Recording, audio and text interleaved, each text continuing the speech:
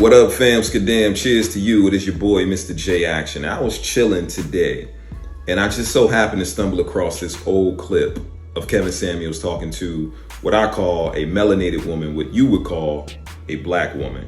Check this out. See what she had to say. That's actually a beautiful point. My parents have been married for 48 years. My grandparents were married for over 65 years. Do you want before that? They transitioned, and they're happy, and it's beautiful. Do you want that? I think. Oh, so if that exists for me, yes. But if it does not, there it goes. That's okay. Okay. Couple things was wrong with this answer, right? What a lot of women say today is, oh, if that is for me, or if that is what God has destined in my path, or if that's where God leads my heart to go, and things like that. If God has instilled you with a certain power, why are you saying things like, if God intends that, if God wills that, and things like that? This is not the way we should be living our lives. You were endowed all these powers from God, right? You were given the power to create life. You were given the power to even take life, of course. You were given all these godlike abilities, but yet you refuse to use them. If you know me, you know I eat a lot of fruits, and sometimes I'll cut my fruit. I'll chop up my watermelon, or my mango and things like that, or my avocado, and I'll see seeds in them. Those seeds actually are watermelons. So if I take that seed from the watermelon and I plant it, in due time, I will create a watermelon.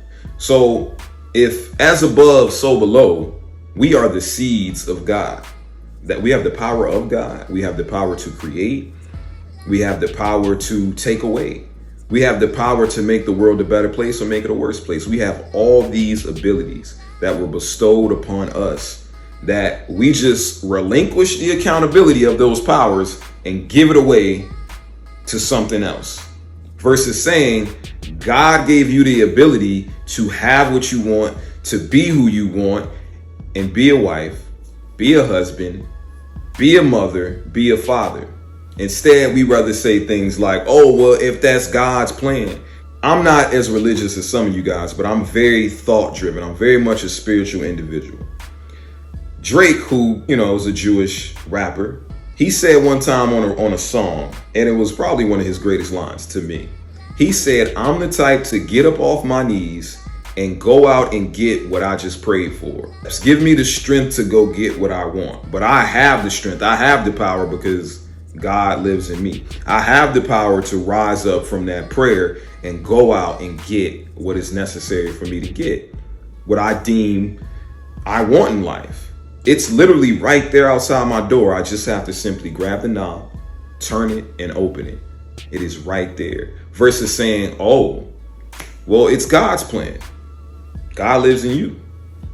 You're the seed of God. Is the seed not the watermelon?